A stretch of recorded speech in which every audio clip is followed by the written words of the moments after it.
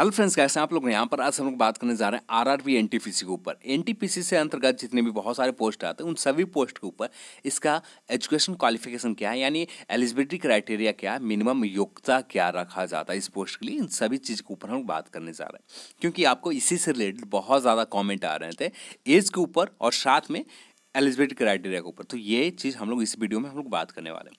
तो चलिए इस वीडियो को स्टार्ट करते हैं। स्टार्ट करने से पहले आप सब इससे रिक्वेस्ट है, वीडियो पसंद आए तो लाइक करें, शेयर करें और साथ में चैनल को सब्सक्राइब कर लें, जिससे हमारे भी चैनल का नोटिफिकेशन आपको मिलते रहे।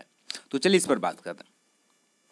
तो वीडियो स्टार्ट करने से पहले एक चीज़ और कि आप इस वीडियो को पूरा देख लें, जिससे आप सभी कमेंट बहुत ज़्यादा आ जाते हैं, तो सभी कमेंट को रिप्लाई दे पाना बहुत मुश्किल होता है, आप समझ सकते हैं। वो कमेंट बहुत बड़ी संख्या में रहते हैं, बहुत ज़्यादा ही रहते हैं कि सभी कमेंट को रिप्लाई दे पाना बहुत टफ हो जाता है। कोशिश भी करता हूँ तो नहीं हो पाते। तो उम्मीद करता हूँ कि आप वैसे ही कमेंट करें जो इम्पोर्टेंट हो। हाँ, आप कमेंट कर सकते हैं, कुछ भी पूछ सकते हैं, फिर भी जो ज़्यादा इम्पोर्टेंट हो वो चीज़ आप हमसे पूछते हैं तो ज़्यादा बेहतर रहेंगे। तो चलिए इस पर बात करते हैं।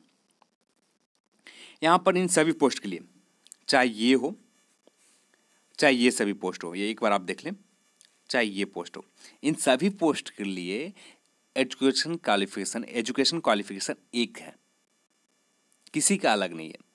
एलिजिबिलिटी क्राइटेरिया का ऊपर बात करें, एजुकेशन क्वालिफिकेशन के ऊपर बात करें तो सभी का एक है, डिग्री होना चाहिए। मिनिमम जो क्राइटेरिया रखा गया डिग्री। अब बहुत सारे कमेंट आ रहे हैं मैं बीटेक किया हूँ, तो ये बीटेक डिग्री नहीं है क्या? बीटेक डिग्री है ना। बहुत सारे लोग कह रहे हैं मैंने बीए किया है, तो ये भी एक डिग्री है। तो आपका ये भी डिग्री है। मैंने बीएससी मैथ ऑनर्स या science honours physics chemistry job से किया हो, बायोलॉजी या जिस चीज़ से आपने किया हो, बायोलॉजी वाले क्यों आएंगे यहाँ पर। यदि हम लोग बात करें चाहे आपने बीकॉम किया हो, तो यहाँ पर मिनिमम क्राइटेरिया है आपका डिग्री होना चाहिए। तो इस पोस्ट के लिए आप एलिजिबल हैं, चाहे बीटेक हो, चाहे बीएससी हो, वोकेशनल कोर्स हो, चाहे आपका ट्रेडिशनल कोर्स हो, पारंपरिक कोर्स हो या वोकेशनल कोर्स हो, तो आप इस पोस्ट के लिए एलिजिबल हैं। तो चलिए, चाहे सीए का पोस्ट हो, टीए का पोस्ट हो, एएसएम का पोस्ट हो, चाहे सीनियर क्लर्क कम टाइपिस्ट का पोस्ट हो, इन सभी पोस्ट के लिए आपका डिग्री होना ज़रूरी है। किसी भी सब्जेक्ट, किसी भी स्ट्रीम से हो, चाहे बीटेक हो, चाहे बीएससी हो, चाहे बीए हो, जो भी हो, आप इस पोस्ट के लिए एलिजिबल हैं। जबकि यहाँ पर जो सीनियर क्लर्क कम टाइपिस्ट का जो पोस्ट है, यहाँ पर एक चीज़ आपका एक्स्ट्रा होना चाहिए। यहाँ पर आपको टाइपिंग आना चाहिए, कंप्यूटर टाइपिंग, हिंदी और इंग्लिश दोनों में बहुत ज़रूरी है, कंपलसरी है। तो इस चीज़ को आपके पास एलिजिबिलिटी का, आपके पास ये स्किल है, टाइपिंग का स्किल है, हिंदी इंग्लिश का, कंप्यूटर टाइपिंग आप जानते हैं, तो इस पोस्ट के लिए एलिजिबल है। जबकि इन सभी पोस्ट के लिए आप नॉर्मल चीज़ डिग्री आपके पास होना चाहिए, आप एलिजिबल हैं। अब बात कर लेते हैं नेक्स्ट।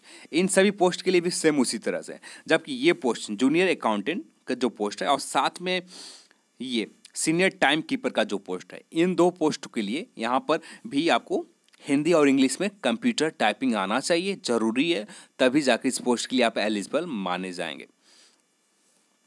यहाँ पर भी उसी तरह से, यदि हाँ आप इस पोस्ट के लिए फिलअप कर सकते हैं, फॉर्म फिलअप कर सकते हैं, वहाँ उस समय आपको कुछ इसके लिए प्रूफ नहीं देना। जैसे आप इसका इस पोस्ट के ऊपर फर्स्ट प्रेफरेंस रखते हैं, इस ये पोस्ट, ये दोनों में, ये दो पोस्ट हो या ये पोस्ट हो, तो आपको फर्स्ट यहाँ पर टाइपिंग पास करना ज़रूरी है, हिंदी और इंग्लिश दोनों को पास करना ज़रूरी है, तभी जाकर आपको इस पोस्ट के लिए आप एलिजिबल होंगे। आगे का जो प्रोसेस होगा तब, नहीं तो आपके नेक्स्ट पोस्ट के लिए आपको कंसीडर कर दिए जाएंगे। अब बात कर लेते हैं एज के ऊपर। जैसे आप सभी लोग जानते हैं, इस चीज़ के ऊपर बहुत बार हम लोग बात कर चुके हैं, तो यहाँ पर आप सभी लोग जानते हैं कि यदि नोटिफिकेशन जारी होते हैं 3 फरवरी 2019 के बाद, तो कोई एज में रिलैक्सेशन यानी छूट नहीं दिए जाएंगे, हम सभी लोग जानते हैं, ठीक है।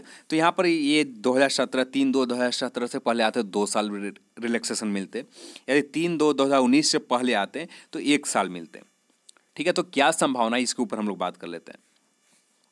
जैसे आप सभी को स्टार्टिंग में ही बताया कि यहाँ पर कोई रिलैक्सेशन नहीं मिलते, तो यहाँ पर आज डेट जो है 7 फरवरी है, मैं रात में मैं रिकॉर्ड कर रहा हूँ, तो डेट आज 7-8 फरवरी हो गए।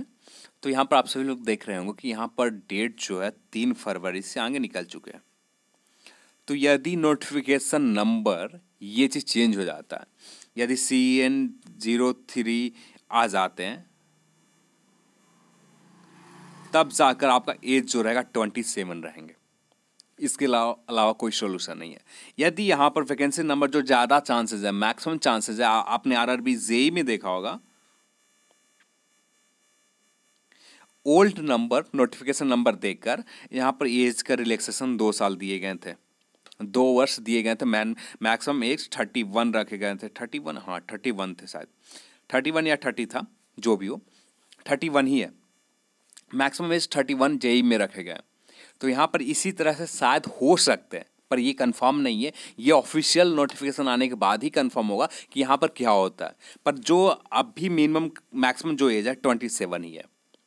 अब भी जो मैक्सिमम एज है 27 वर्ष मैक्सिमम है। इसके लिए आप एक चीज़ कर सकते हैं, रेलवे मंत्रालय को ट्वीट करें, मेल करें, आरटीआई करें, और जो भी बन पड़ता है आपसे कॉल भी कर सकते हैं, जिससे आप रेलवे बोर्ड, आप सभी लोग जानते हैं कि वैकेंसी जाने जा रही है, तो आप इतना तो कर ही सकते हैं अपने एज, यदि आपका एज निकल रहे हैं तो आप थोड़ा सा मेहनत करते हैं तो बिल्कुल आपको कम से कम 1 से 2 साल तो आपको रिलैक्सेशन मिल ही जाएंगे।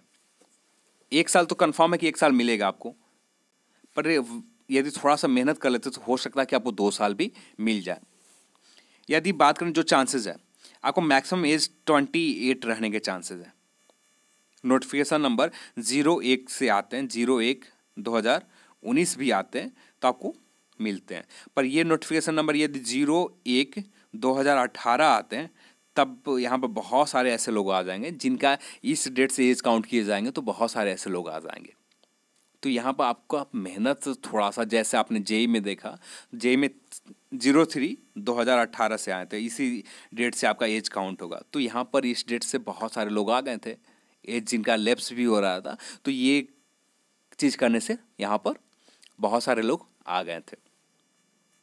यहाँ पर भी कुछ ऐसा ही होने के चांसेस, तो अभी ऑफिशियल तौर पर कंफर्म नहीं, ऑफिशियल नोटिफिकेशन का वेट कीजिए। अभी मैक्सिमम एज है 27, 28 भी मान सकते हैं, ऑफिशियल तौर पर ज़्यादा चांसेस है 28 का। पर ये नोटिस नंबर यदि आप ट्वीट करते हैं, मेल करते हैं, तब शायद आपको हेल्प मिल जाएंगे। तो आज की वीडियो में बस इतना। इस वीडियो को देखने के लिए आप सभी को बहुत बहुत धन्यवाद। यदि आपको वीडियो पसंद आए तो लाइक करें, शेयर करें, साथ में चैनल को सब्सक्राइब कर लें। जय हिंद, जय भारत।